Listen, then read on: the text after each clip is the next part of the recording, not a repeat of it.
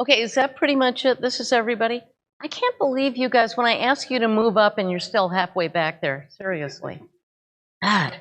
Okay, so I'm here, I'm Jamie Scott, and I'm here to harass you, basically. What's new? Yes, so the thing is that the executive committee, in its wisdom, created a strategic planning committee, and we were tasked with creating recommendations for the executive, your elected leadership, to play with. So we spent a year working on these various ideas and asking, we did a bunch of things. So we were formed about a year ago. And in the virtual meeting, we consulted with everybody. Then we developed some consultation questions, which we then went to the leadership of all of the working groups and subcommittees, and even showed up for some working group meetings, I think. And then the members of the subcommittee then dropped kind of answers, short answers, to the consultation questions into a matrix that Pam had provided us. And then we used that matrix to come up with a document of recommendations. And that document has been sent around to all of you. How many of you have actually read it? Oh my God, so good. I love you guys. Thank you. Anyway, so that's what we're supposed to be discussing today. And so I've tried to break that document down into its 5 sections, and hopefully we could then bring up those topics and have some discussion. And somebody is taking notes. Lucy, you going to take it? And somebody else says, oh, and good, yeah, thank you. Yes, so so that way the idea is that we could take those recommendations and with this final feedback, incorporate that. For those of you who sent written comments to us, we thank you, and those have already been put into the document.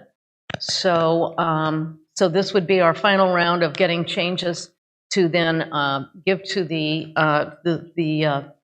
executive. And then what's going to happen based on that, based on today's feedback, is that they'll get the final document.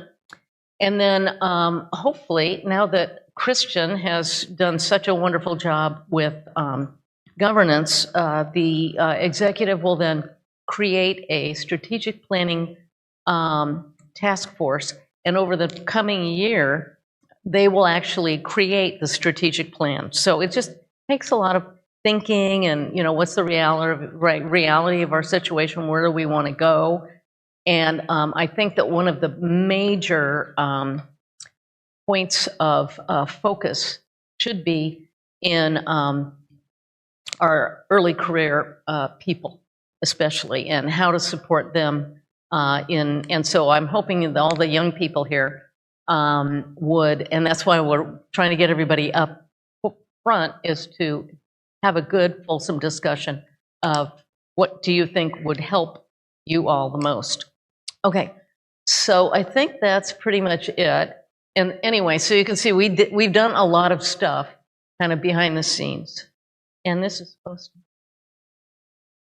to... okay, so here are the 5 areas that, are kind of from a bird's eye point of view that we were thinking about. One issue has been getting recognition, international recognition of the AIRR brand. What is the AIRR community? Who knows about it? It seems like a lot of people, you go to a meeting and they've never heard of us. So, what can we do about that to improve that? And of course, we have all these work products. So we have germline gene sets, we've got, the AIR data commons, we've got standards, all this kind of stuff that we want other people to accept. We would like to have our stuff be kind of the universal repository and standards for AIR-seq data. And how can we get that to happen? So adoption, and we'll get, so, and then also how can we strengthen our working groups? Because a lot of people, we've had working groups now for almost 10 years, some of them, and the thing is, there might just be a few people doing most of the work, and they're getting kind of tired. They're kind of like exhausted T cells. And so how are we going to revive them and get their surface markers to change? So so there's that. And then also, how do we sustain and maintain things like data sets and so forth, where people are basically using their grant money to keep their things going, and how are we going to make that turn into something that is going beyond somebody's grant funding and is more like part of an institution somewhere, or who knows, but has longer term support. And then finally, what is emerging? What are some advances that are emerging that we need to be able to anticipate and respond to, such as, for instance, machine learning and AI type stuff? Okay, so that's what I've broken this down into, and I want to get the people on the committee. Okay, so I'm trying to remember who. Victor, right? So Victor was on the committee. Christian, yay, thank you. Lindsay, Pam, and Noah. Is Noah here? Noah, there's no Noah here. And Lindsay's here, yes. Yay, Lindsay. So we have almost all the members of the committee here, and they've all done a ton of work. So yay to you guys. Yeah. All right. So one of the first issues that I was hoping we could talk about a little bit, we have less than an hour, is recognition of the AirC brand, the Air Community brand. And the two things that we kind of broke this down into, I mean, there's more in the actual document, but I'm trying not to put too many words on the screen. And so the first thing is, who are our target audiences? So the things that we've got right now are people who are generating air sequencing data, and getting them to, we've got standards, the ADC, the API, and so forth, that are involved with this. And then we also have people who are discovering, either through inference or genomic sequencing or whatever, germline genes, new germline genes and alleles, and therefore we're creating, based on validation and so forth, germline gene reference sets. So that's another target audience, essentially. And then people who aren't necessarily doing the sequencing, but they're using the data. And more and more and more, we're going to see that just from the talks we've had. So are there other target audiences? Because these are the people we're trying to convince to, use these things and so forth.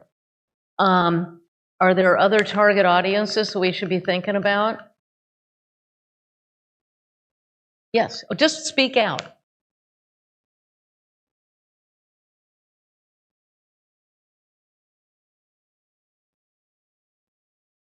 Okay, so all of these industrial people that are providing kits.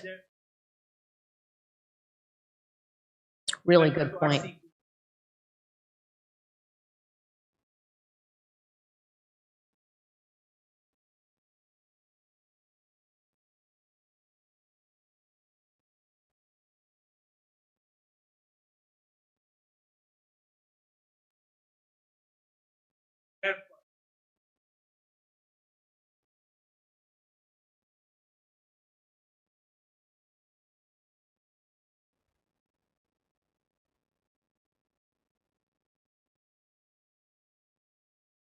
Well, so I have another question for you. What do you think? Is there enough industrial, quote, representation within the AIR community?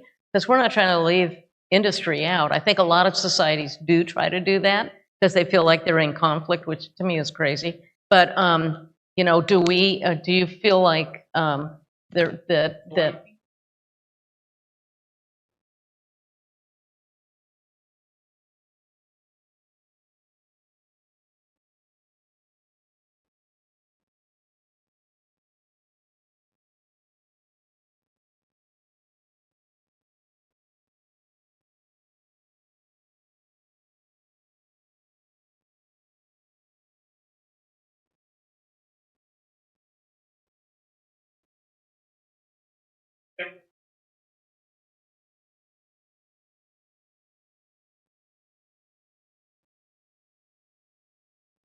So one audience to target are, you guys do not sit back there. Come on up here. Stop it. And you, get over here. Come on. Come down here. You want to be part of this? Okay, then come sit with us. We want to see your face. You're handsome. You know, you're like eye candy, so come on down. I'm kidding. I'm not trying to do sexual harassment, I swear to God. Okay, so, and plus my husband's right here. So, what did you say? I can't hear. Is something mean? Oh, yes, keep going, yeah. Well, you're going to have to speak really loud. There we go. Sorry, I'll speak very slowly now. One thing to consider as someone in industry who's here, and I know because I have insider information, it's hard to convince upper people of our companies, like putting it like TCR, BCR sequencing companies, to help and to be more involved and to be more participative if there's not a benefit backwards. It's hard. I think one thing to consider is what can the AIRR community offer in return, and that will help us who are maybe lower members who are here, or people who want to help and want to be involved, to convince the people with the real power, like the CEOs, the CSOs, the owners, the boards of directors. And I think that is, to me, why I find it the most difficult within my own industry. So that's something to consider. What are we going to get in return? Right now we offer AIRR data, right? Everything is standardized in AIRR standards, our sequencing, all the outputs. But then we don't see a lot of AIRR members coming to us to talk to us. We don't see a lot of involvement. When we send emails, there's no replies, stuff like that. So I understand that everyone has their own journey, but I do think it's something to consider. If you want more industry involvement, industry is a wanting thing. I don't know how to put it in English. It's profit-based. It's also a lot of, they have their own interests, you know? And you have to consider that side as well. They're not all prolific, unfortunately, even though that would be lovely. I'll pass you the mic. I only got like half of that. Okay. Yeah, oops.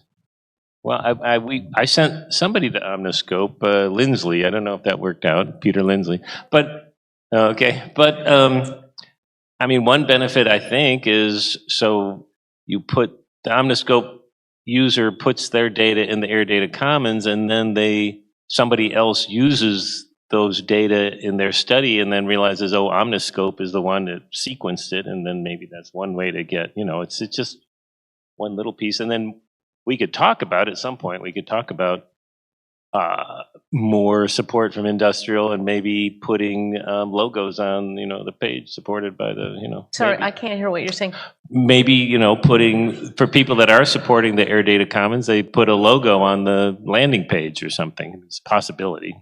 Yeah, well, we had discussed in the past stuff like badges, right?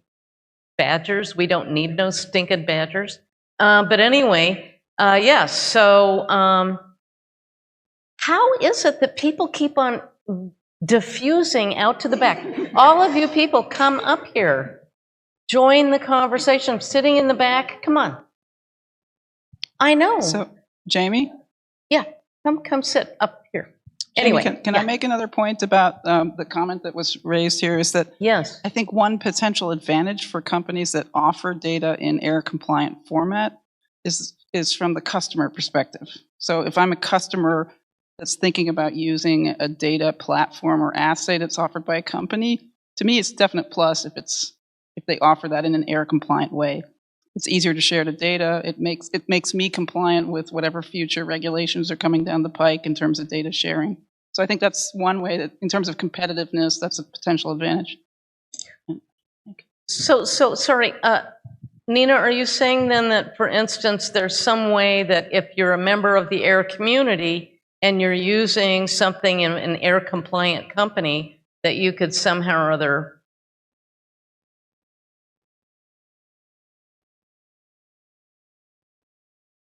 Yeah, exactly.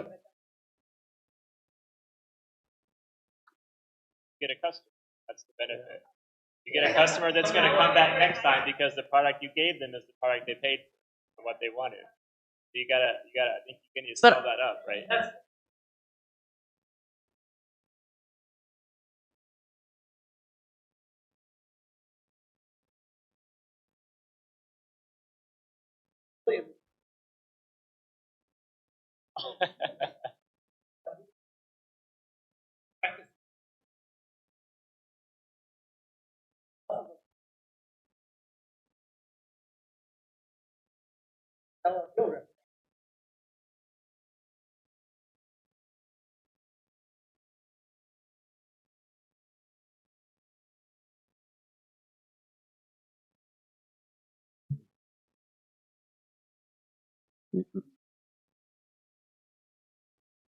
Well, and maybe, I mean, do we have on our website, because I'm just wondering, do we have a list of the companies that are supporting AIR, formats and so forth? Maybe we need to make that more prominent. Go ahead, sorry, Eliza. I also think there are two different types of industry partners here. So there are the people that either sell the kits or produce the data, but then there is like pharma companies or companies that produce drugs that are still users of both the kits and the data. And the advantage that I see for this kind of partner like we could be is also to have a network in the community, because I think it's very important for these companies that use the data for doing clinical trials or other kind of things to have a good connection in between the community and be able to interact and ask, exchange also ideas, so like any academic person would do.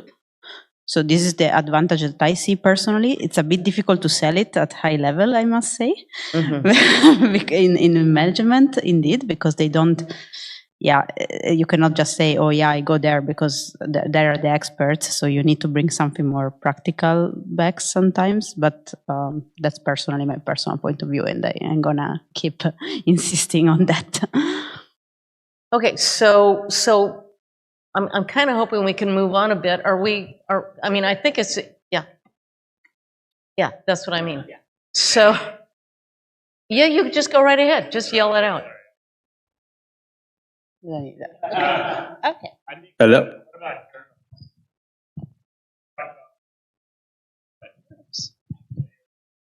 We have journals in another spot because they're not exactly a target audience in the sense that Okay. Yes. So I think it's good that we kind of bring industry in this and also work on communicating and supporting the industry aspects, but also, the industry folks are just as welcome to be members of working groups and all that. It's not like we go out and, send out a lot of advertisement that does not go to our industry, people, but maybe we need to do more to make them feel welcome. All right. Okay. So the other thing is that, again, and this partnerships could be with industry again. These are just some examples that I've just know that we've done, like that we've done partnerships with, for instance, within IUIS, which is how we're managing, thanks to Corey and William and other folks, to that and Matt's, how we're managing to get establish, hopefully, standards for germline genes, reference sets, and so forth. That has been an uphill battle for the last 8 years. Anyway, and also, for instance, I know that diagnostics, I think, has worked up a relationship with FDA or elements of diagnostics. And not that everything has to be within the AIR community. It can move out of the AIR community, but AIR community members and working groups are kind of part of all that. So, and again, maybe there's a place for industry partners as well, in terms of, because those are long established companies that are going to be moving forward, in terms of, I guess you could say, moving on into the future in terms of providing support for various things. Okay, so is there any other comment that people, wish you people weren't back here. Anyway, okay. Okay, it's enough. Next time I'm bringing a cattle prod, though, I'm telling you. Okay, so anyway, so then how can we strengthen our working groups? And one of the things that was actually brought up by our graduate student member of the Strategic Planning Committee was, yep, there you are, Noah, good. And that is that we should, we could really use a mentorship program. But it's really would be each of the working groups, would they want to do mentorship? So the problem is that we have working groups especially who need new members. They need more members, they need new leadership because it's been the same people leading them forever, and they're getting tired.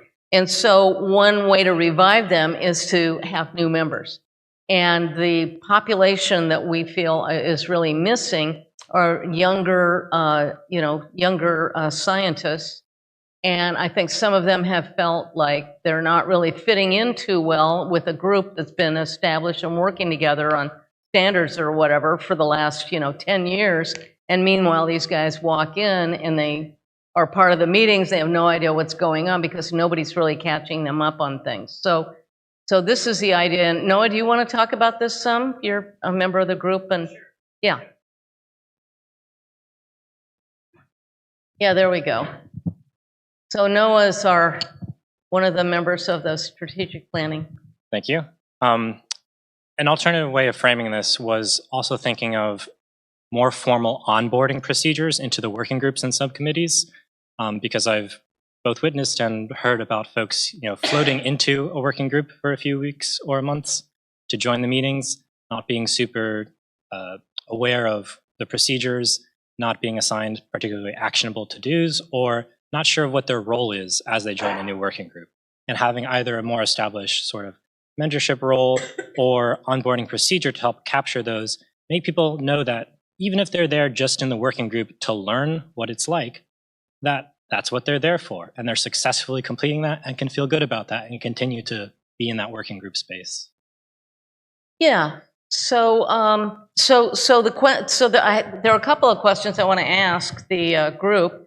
So for the people who are already in the working groups, would you want to figure out a membership, a mentorship program for people that are coming through? Brian, go ahead. I think this is really important. I think at some level, like talking to actionable items and things like that. A lot of the working groups are very ad hoc. People assign themselves actionable items, and as a working group lead, I would very rarely tell somebody or ask somebody to do things. We usually do it but having people understand that, and that they can volunteer and they should volunteer, and getting part of that dynamic of just doing and being, I think is really important. I would suggest that maybe having some regular mentorship meetings with new people in their community across all the working groups would be better than having a working group run a mentorship program. Well, and this was the thing I brought up was, well, maybe we could do a little training workshop, or people could throw their ideas together. But I think this would be, more like the working groups figuring out, do they want to do a mentorship program? And if they do, what that would look like. And then we would have to, get the word out, so that young folks would know. And we have plenty of young investigators coming, to these meetings. So, yeah. So that would be pretty wonderful. And then the question is, of the young folks, these are some things we thought, with a lot of input from Noah, some of the things that we thought could happen. But one of the things I also want to point out is that with some of the working groups, for instance, the standards folks, they're constantly having to maintain what they've got, right? And as a result, it would be great to have some young people understand what those things are and could help, with the maintenance, for instance, instead of having the same 3 people having to do it for the next 10 years. So, I mean, I think this could be a big win-win type situation. And also, then as new people come in, the younger folks can pass on the learning.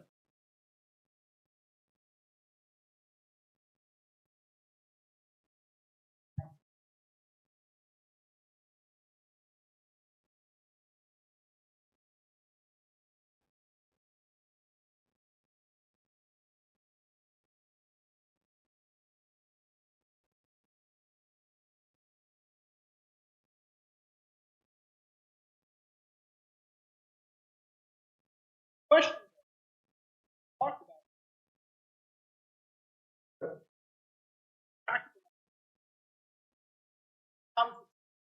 Have to change something for a separate entity. That's practical. Yeah, that does have to be handled. But then how are you going to get new members if you don't get them up to speed? Well, so I agree. Not the membership. Very technical. Yes.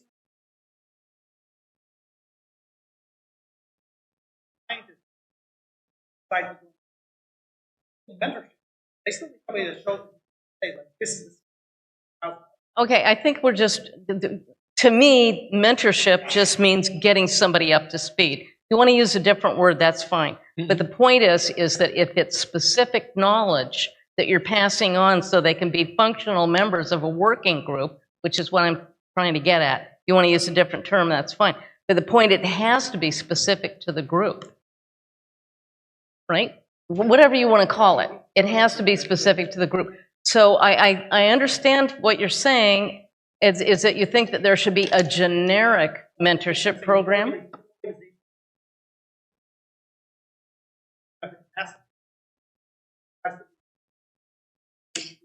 Organizational aspect of it. That's what yes, somebody in the work group has to actually say, this is what you need.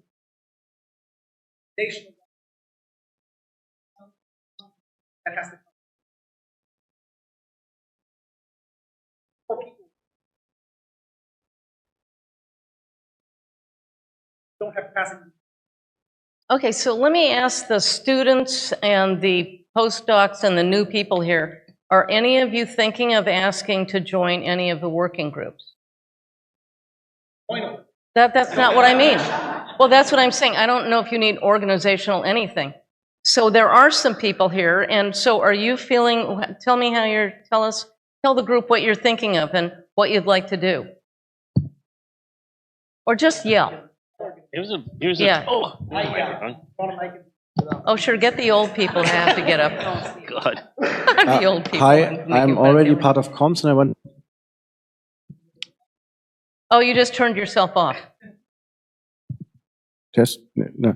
I want to join the new AI working group and lots of people want to join it. I think we will have 40 people in there because everyone I talk to want to join. I ask people around because I know of the problem that we need people if they want to join any group, and I either got the answer that they want to join the AI group or they don't have any time to do working groups because they have to do their coursework or want to focus on their experiments or their PhD or their science. So I think if we can offer, same as industry, the students some incentives, some kind of educational benefit or something. Well, it is an educational benefit, but actually. we have to show them that there is a benefit, and if they know or find out or see it, then they may join working groups. But nowadays they mostly see it as an additional burden and stuff to do without any benefit. So this is what Chaim talked about earlier, was everything that he, lent to his career development by virtue of being part of a working group. So I would say, I don't know. Anyway, and did you have something that you wanted to? No, okay. Can I say something? It's me. Yeah. Hi, Jamie. Oh yeah, go William. I mean, one thing is, I could really do with some support from the community around managing groups. I mean, when somebody asks to join the group, I have to go to Google and fiddle around, and then they come back and tell me that I've joined the wrong email. And if they realized I was using Google Groups, they would have given me a Google email. And when we have a more ad hoc thing than a whole working group, I have to keep track on mails, who is invited to it and who's interested and who's not. And I get very stressed about leaving people off mails when they've, said that they're interested in things. And there's no framework there from the community. But beyond that, I think one way that we can help new members is to keep a to-do list of things. For example, if we look at the standards working group that we were talking about, there's software related to maintaining those standards, which is badly out of date and needs updating. And if we had a list of things that needed to be done there, then people could pick them up. And then you've got specific support. Somebody says, I'm willing to help with this task. You can explain to them what needs to be done there. And I think, it's on us in the working groups to keep lists like that together so that there are actually things that people can volunteer to do. But I would find it a lot easier to do that if I wasn't spending quite a bit of time and stress just maintaining my membership list and making sure that mails go to the right place. But there's another aspect to working groups which doesn't get appreciated enough, I think, which is that they can only meet at one point during the day. So it's all very well asking people to join working groups, but some of them meet in US time, some of them meet in UK time. Very few of them meet in Asia time. They need to join a group that is in their time zone. And then the last thing is, if we're going to do a formal mentoring program, my diary is very full.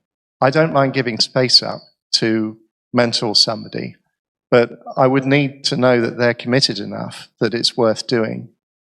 And so I think if we're actually saying we're going to mentor people, we need a sort of two-way contract that people are going to say they'll give up at least X hours of their time to the working group. So you're saying that I'm not hearing all this very clearly. Right. So because it's kind of fuzzy for me up here.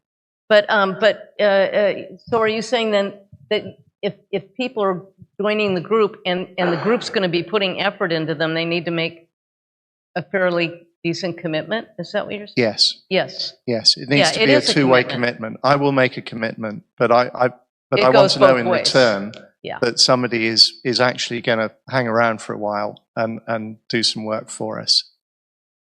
Yeah. And I want to make sure before they join the working group that they're in the right time zone for the working group. So William has 2 different meetings just to cover all the crazy time zones, I don't know how you do it. Yeah, it's crazy, yeah. All right, are there any other... I had one quick comment from thinking about this, just follow up. I know in the multiple working groups where we invite a person and they come to 1 or 2 meetings and then they're gone, and I don't think anybody ever calls them and says what happened and what did you miss, and that is some mentoring at the working group level that would be very simple. Yeah. I really do think because the AIR community just doesn't have, a staff of 10 people or anything like that, right? So it's really, I think, kind of up to the working groups to decide and talk within themselves about what they would like to do or not do, and make it clear that, they have positions open even, that maybe we could advertise to the membership, to the people that comes to these meetings, for instance. A task list, yes.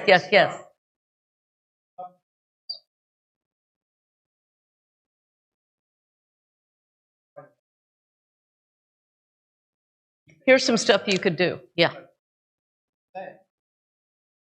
Yes.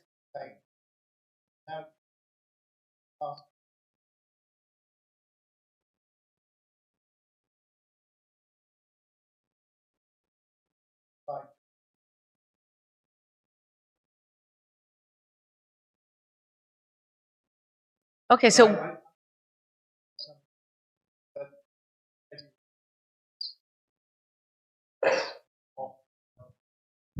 That's the same thing. It does take. Sorry, go ahead. It's louder.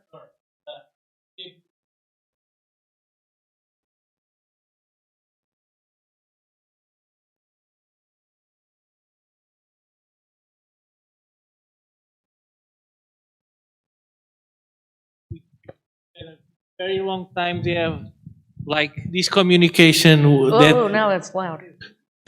sorry, they have this communication that they don't, since they've known each other for so long, they don't say the whole thing, right? They have this shorthand language, and for someone who's new, trying to get that shorthand language and trying to see where they can help, it's very difficult, because I know, for example, I could write, for example, documentation, which is very important, and maybe it's lacking, but I don't know where it's needed. So I think having to-do lists is very important. Yeah. Okay, so I think we're going to have to move on, but I think it's great that that this has been brought up and we've discussed these things. I'm kind of hoping that maybe the working groups could discuss at their next meeting for, I don't know, 10 minutes or something, what they want to do, and as William has pointed out, what kinds of things do they think, you know, new members could do to help support them? You know, what is it that you envision could actually, you know, what do you need done? What could take some of the load off, right? And also, it would be a great learning experience. Yes, Brian, just. What do you say? What do you say? Come back to the working. Oh, okay. So, so I'm going to leave this, or are we kind of, have we made some progress on this issue? Okay, good. Yay. And again, thank you, Noah, for that. Okay, so this is sustaining, and you know, a lot of these things are kind of overlapping in a lot of ways. So this is like, how do we get support for recognizing, you know, the AIRR community, adopting its standards and so forth, and also getting some funding to share, you know, for supporting what we're trying to do, essentially. And so, you know, this whole idea of how do we maintain all of this, and again, I think some of it has to come from partnering, and I've got industry members here.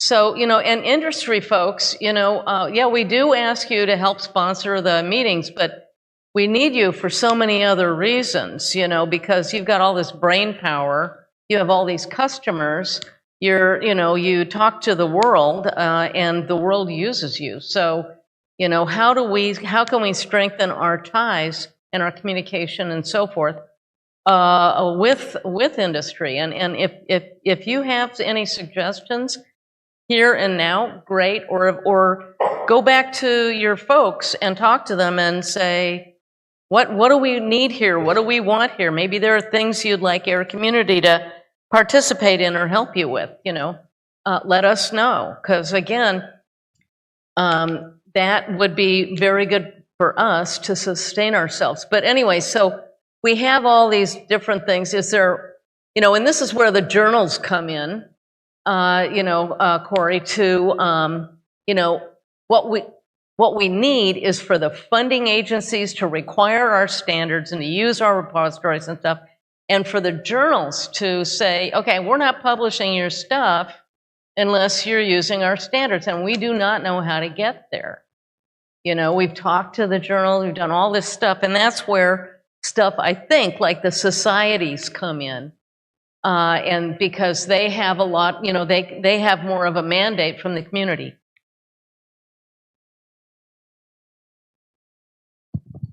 A couple things. Just we've had a couple experiences recently. It's kind of worse than that, because not only do they say, journals say, don't say that you should publish. They say publishing data in the AIRR Data Commons is not good enough.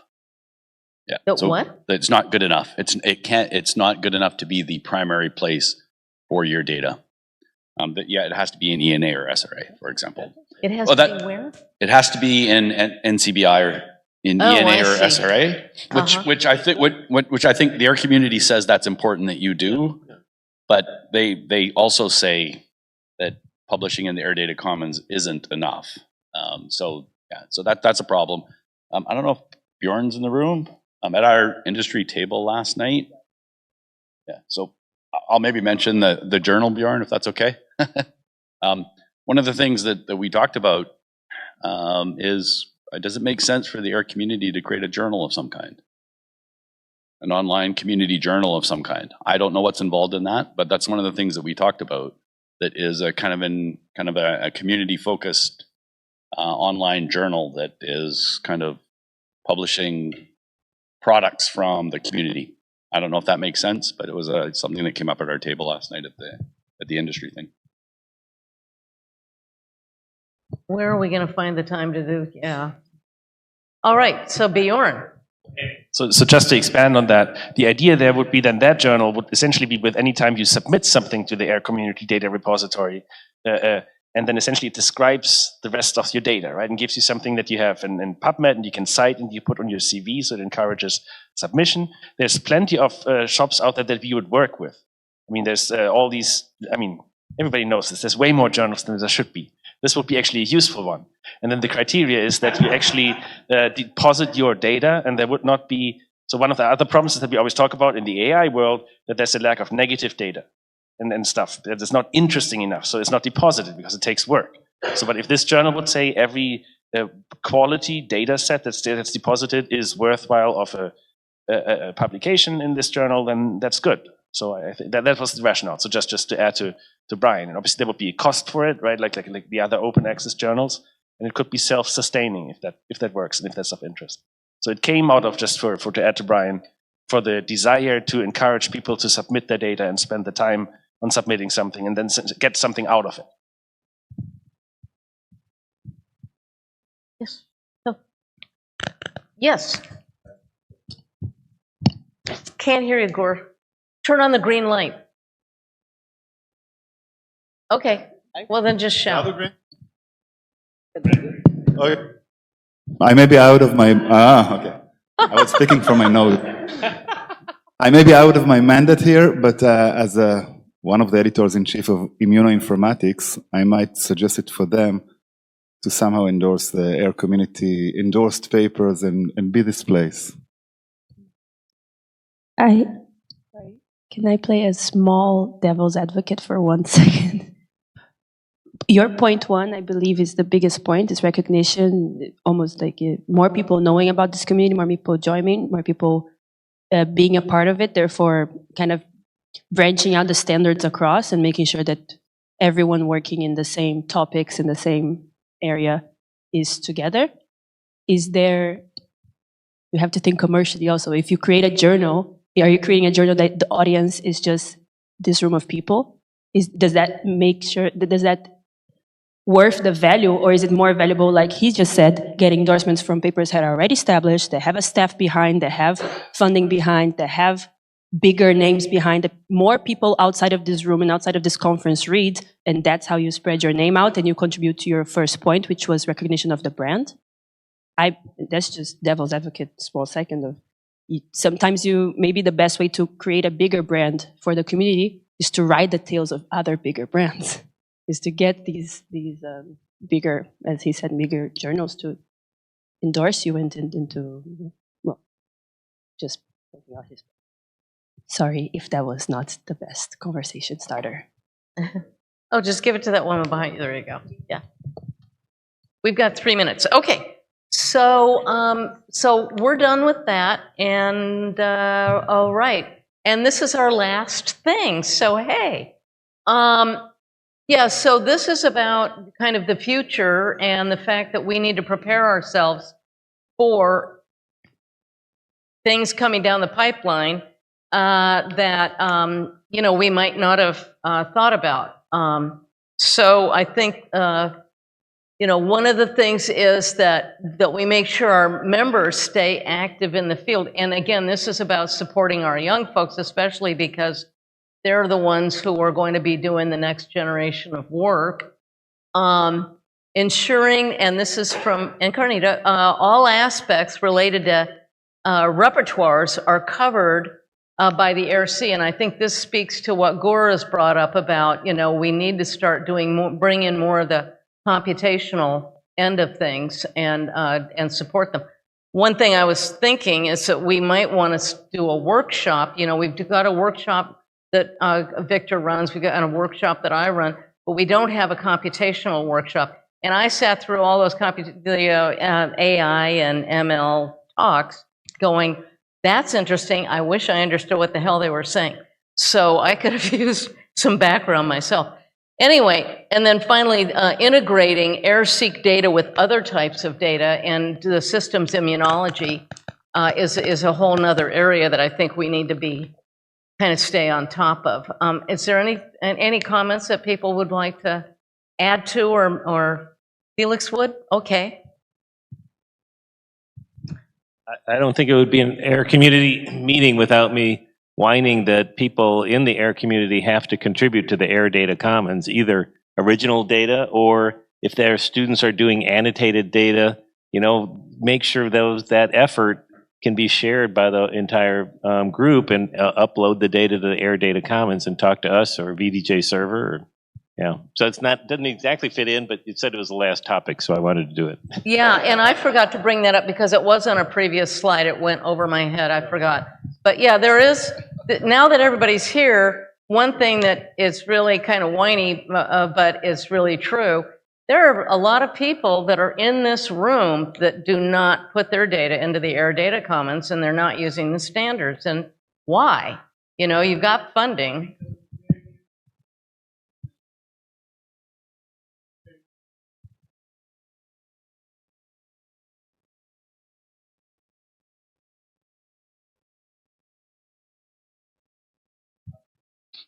But it's also just using the standards, following the standards.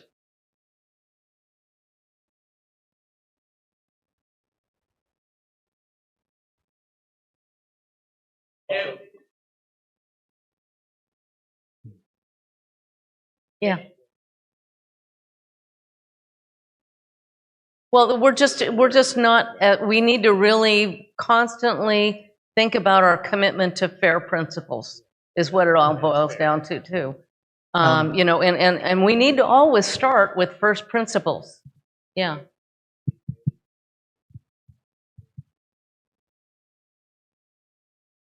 So, Matthew, you have something to say? Yeah, so I just have a minor comment. Are there repositories in every part of the world that would allow you to share data? Because there is all of these personal data legislation that creates a lot of havoc.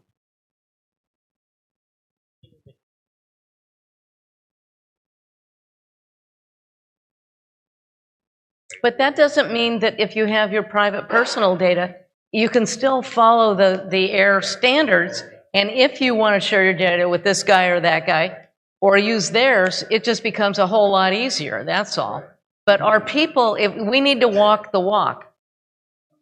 Yeah.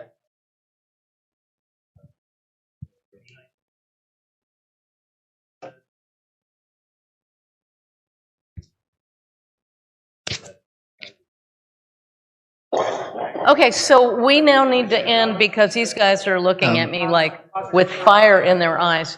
Yes. One question. So this is, I'm Andrew Farmer. I'm the head of research for Takara Bio. We get a lot of people asking about our kits, like whether there's data available, and we've been thinking about putting that into public resources.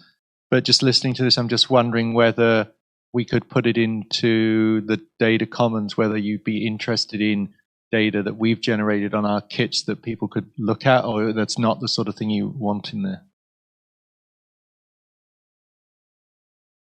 Okay. All right. All right. So maybe we should work on doing that. Okay.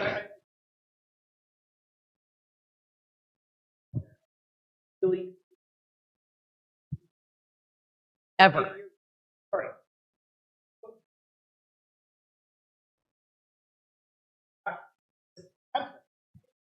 An hour.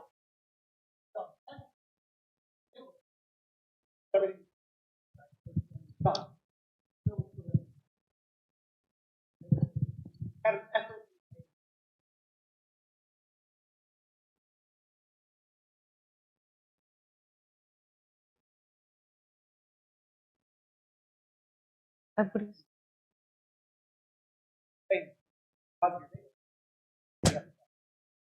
All right, so I think we need to end this now because yeah. And so thank you so much, everyone. Hang on one sec, because I did want to say something. This is awesome. And what we can do, and not wait 2 years to do it, is we can put on a virtual event in 2 months from now if we choose to. Maybe we'll wait till September because everybody needs a holiday. But we can send it out through the post-event survey and come up with a date and some time and continue this discussion, because this is super, super valuable. We don't want to wait a year or two and to have this discussion again. We, in retrospect, we wish we'd have had it first thing Monday morning, but here we are. So let's keep it up, okay? So we will continue this conversation. We will put on a virtual event, and let's keep it going. So everything that is in your mind right now, write it down, as vehemently as you want, and either email it to us. It's recorded, but I mean, there's stuff in people's minds. And we are sending out the post-event survey next week, so you can write it down there as well. Help us frame what that looks like in September. We'll put something on, no problem at all, okay?